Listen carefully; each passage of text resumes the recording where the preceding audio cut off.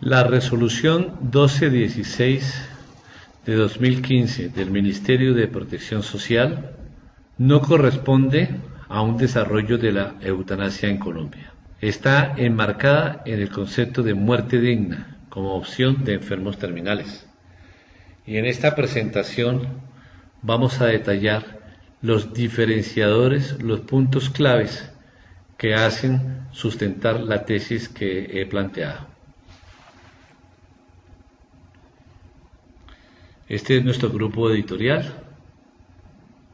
Esta es la nota de la Fundación Abbott Chayo, Clínica Chayo, respecto a que los contenidos que acá expresamos obedecen únicamente a nuestra perspectiva personal y profesional y no tienen, por tanto, un carácter institucional.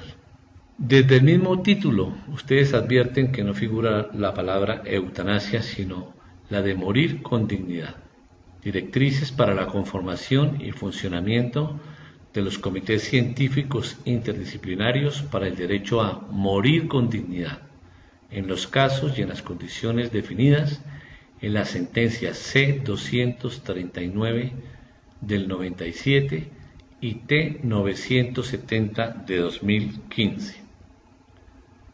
No es solo cuestión de eliminar el nombre del título o del contenido de la resolución, asuntos en los cuales quien les habla se ocupó precisamente a fondo, siendo finalmente acogida la posición por el grupo que construyó la resolución en conjunto con el personal directo del Ministerio de Salud. ¿Por qué sucedió esto? Porque por inercia de los medios de comunicación en Colombia y en concepto de quien les habla por la promoción de intereses de grupos interesados, esta resolución había sido vista de antemano y luego fue recibida como un paso más del paradigma eutanásico en Colombia, lo cual no es cierto.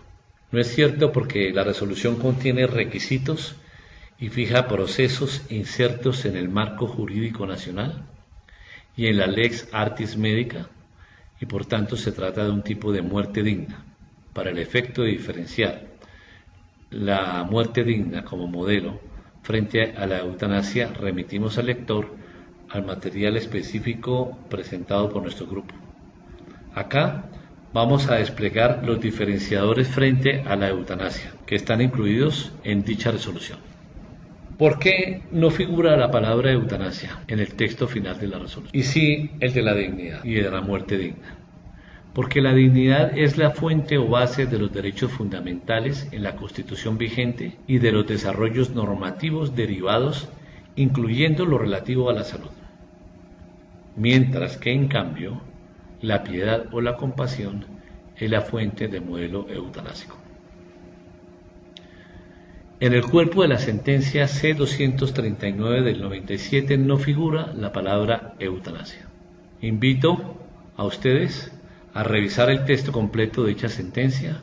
Encontrarán que la palabra eutanasia figura solamente en una nota al pie de página, en donde el magistrado Gaviria detalla tres perspectivas que tiene en mente mientras está redactando la resolución.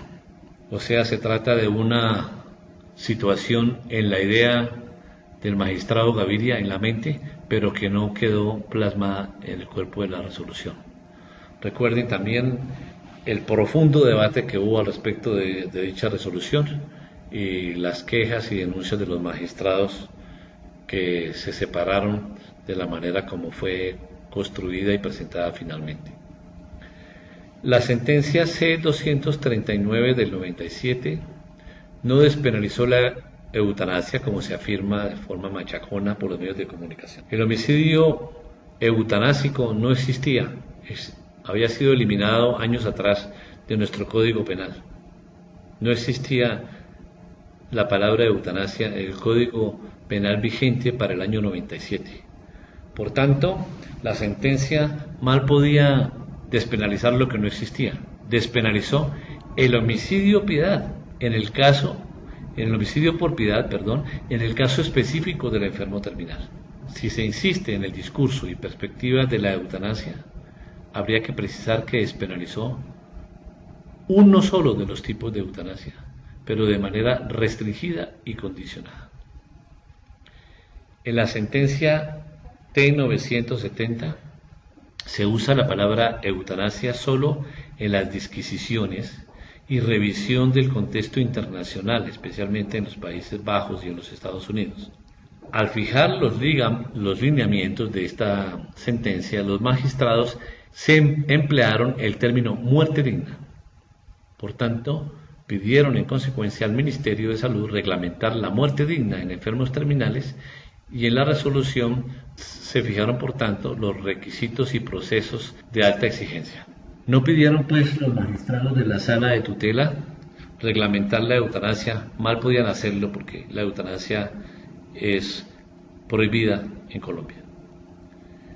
Quinto, la palabra eutanasia, con excepción de Bélgica, no figura en las leyes sobre muerte digna en el mundo. Mal podía el ministerio incluir una palabra que, además de ser totalmente novedosa en el mundo, iba a estar en contravía de los lineamientos jurídicos y legales vigentes en nuestro país. Entonces, otro diferenciador claro es que el cuerpo de la resolución y los lineamientos de la misma tienen la definición de enfermo terminal, porque ha habido quienes han practicado actos de asistencia a enfermos que terminan en la muerte y los han publicado por los medios de comunicación de televisión, radio y escritos en nuestro país, sin cumplir con los requisitos del orden médico que permite configurar el diagnóstico de enfermo terminal. La Corte Constitucional desde el año 97 había ya advertido que definir en qué consistía el concepto de enfermo terminal era algo que correspondía a los médicos en cuanto a criterios objetivos, a diferencia del enfermo en cuanto a calificar su sufrimiento como refractario o como insoportable. Allí no tiene el médico nada que hacer, es el enfermo quien califica este componente subjetivo del sufrimiento. En cambio, el componente objetivo de orden científico corresponde a los médicos y no, por supuesto, al criterio de este médico o aquel, sino al de las sociedades científicas médicas del orden local, y si no las hay de orden local, pues de orden internacional. Por lo tanto, en la resolución nos ocupamos de que estuviera la definición, por lo menos la legal, de lo que es un enfermo terminal y su diferencia frente a un enfermo crónico con sufrimiento, con alto impacto en su calidad de vida. Los enfermos terminales tienen acceso a la muerte digna a través de la sentencia C-239 del 97 y sus desarrollos posteriores. En cambio, los enfermos crónicos con alto impacto en la calidad de vida no tienen este acceso, sino únicamente el de cuidados paliativos. Si se quiere equilibrar la situación, tendrá que haber unas propuestas legislativas y un amplio debate social al respecto. Es increíble, por decirlo menos, que en el año 97 se haya aprobado legalmente el acceso a la muerte digna por una vía directa médicamente asistida, sin que se hubieran reglamentado los cuidados paliativos. Solo hasta ahora está la ley de cuidados paliativos y falta la reglamentación. Esto es muy importante porque los datos de la literatura muestran que de cada 10 enfermos que solicitan la muerte, persisten en ella solamente 1, por cuanto los demás 9 se consideran satisfechos con unos cuidados paliativos que les han sido dispensados con alta calidad. En la resolución, como otro diferenciador, se incluyeron precisamente esos criterios objetivos de orden médico-científico como condición sine qua non para conformar el diagnóstico terminal. Por eso, ustedes deben ir no solamente al cuerpo de la resolución, sino a los lineamientos que la acompañan, en donde se consignaron precisamente por nuestra propuesta los criterios que tiene la Sociedad Española de Cuidados Paliativos, la SECPAL, sobre el concepto terminal, a manera de guía transitoria, mientras se pronuncia la comunidad médica científica de Colombia. Es importante que tengamos en cuenta que las comunidades médicas científicas de Colombia en general han evitado el término, el concepto, la palabra enfermo terminal, argumentando la necesidad de mantener la esperanza del paciente, porque al recibir este concepto, pues ineludiblemente ha estado siempre asociado al concepto de desahuciado, de nada que hacer. Y por lo tanto, pues las comunidades médicas científicas en general han usado como alternativa el término enfermedad crónica progresiva, incurable, avanzada, refractaria al manejo médico, etc. Ahora, con estos desarrollos por la vía jurisprudencial y legal, inevitablemente las sociedades científicas deberán, motu proprio, o en respuesta a las directrices emanadas del Ministerio de Salud, pronunciarse respecto a cuáles son los criterios de enfermedad terminal. Porque es importante anotar que la mayoría de los casos de eutanasia difundidos por los medios de comunicación en Colombia no han cumplido con los requisitos objetivos de orden científico-médico exigidos para configurar tal concepto. Revisemos cuáles son esos criterios objetivos, porque la ley Artis Médica los exige. Son elementos fundamentales para configurar el diagnóstico de enfermedad terminal. Estos 5. Centrémonos en uno de ellos, el pronóstico de vida inferior a 6 meses. No porque diga el doctor A o el doctor B tal cosa, tremendo pronóstico, sino porque lo dice con base en unos criterios admitidos por la comunidad científica. Se ha propuesto, y nosotros estamos de acuerdo, extender el tiempo un poco hasta máximo 1 año, sobre todo teniendo en cuenta a los enfermos terminales de tipo oncológico, en quienes es un poco más difícil la precisión del diagnóstico. Por supuesto que aquellos enfermos de enfermedades generales, de enfermedades de órganos vitales, de enfermedades neurológicas, de enfermedades oncológicas, en quien no estén presentes estos criterios que permitan fijar un pronóstico de vida en este lapso de tiempo, pues esos pacientes no podrán tener acceso a la sentencia C-239 del 97 de muerte digna por procedimientos médicos de orden directo, sino que tendrán como opción únicamente los cuidados paliativos. Cuando no se cumplen estos requisitos sino los primeros 4, es decir, hay pacientes de enfermedades avanzadas, progresivas e incurables, sin posibilidades de respuesta al tratamiento, con muchos problemas o síntomas multifactoriales y cambiantes y gran impacto en paciente, familiares y equipo, estamos frente, si no hay el requisito de tiempo, a enfermos crónicos con alto impacto en la calidad de vida que tienen únicamente en nuestro país la opción de cuidados paliativos, por no cumplir los requisitos de tiempo exigidos. Veamos acá lo que hemos venido afirmando. El pronóstico de vida no es una cosa imaginaria del médico o calificación a ojo. Está sustentado, debe estar sustentado en criterios clínicos y paraclínicos. Y esos criterios existen. En los mismos documentos de la CEPAL están. Criterios de terminalidad para cáncer, para órganos vitales, cada uno de ellos, para las demencias, para la enfermedad cerebrovascular crónica avanzada e incluso para enfermedades neurodegenerativas. Si no se cumplen esos criterios y se da muerte a un paciente, aún a su solicitud, estamos frente a un homicidio e incluso a un homicidio agravado, a una eutanasia, pero no a una muerte digna.